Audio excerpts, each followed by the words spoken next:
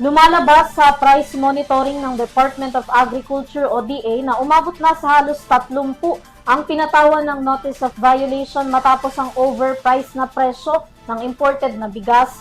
Pinakamaraming lumabag ay sa Ilocos Region na sinundan ng Metro Manila.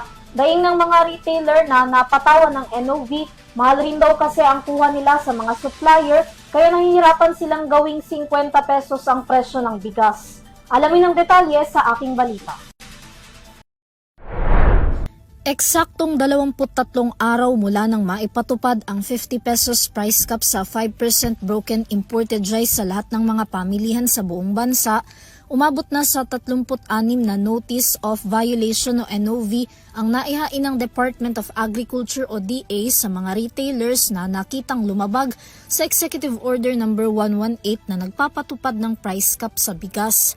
Sa kabuang 36 na NOV, pinakamarami ang nagmula sa Region 1 o Ilocos Region na may 19, 8 sa Metro Manila, 4 sa Region 3 o Central Luzon, 3 sa Negros Island Region at 2 sa Region 5 o Bicol Region.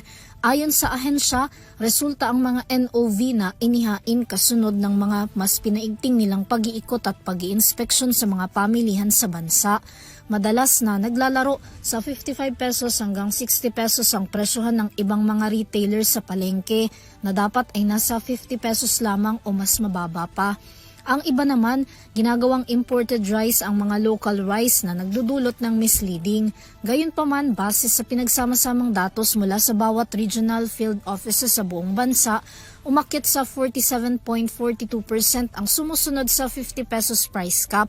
Kasunod naman ang idinadaing ng mga retailers na mataas na kuha nila sa supplier kaya't hindi maibaba sa 50 pesos ang 5% imported rice. Pinuntahan ng DA ang ilang malalaking warehouse ng mga bigas para suriin ang presyohan at kalidad ng mga ito. Lumabas sa pag-iinspeksyon ng kagawaran na ang ilang rice mill nasa 1,100 pesos hanggang 1,120 pesos na ang bentahan ng 250 kilo kada sako ng bigas mula sa dating 1,000 pesos hanggang 1,050 pesos. Samantala sa June 12, inaasahang matatapos ang 30 araw na implementasyon ng price cap. Nasa pagpapasya pa ng DA, mga kinaukulang ahensya at ni Pangulong Ferdinand Marcos Jr. kung palalawigin, tatanggalin o babaguhin ng polisiya. Maaari namang maging basehan sa pagdedesisyon ng mga nakuhang datos at impormasyon ng mga kawani na nag-iikot at nag-iinspeksyon sa mga pamilihan sa bansa.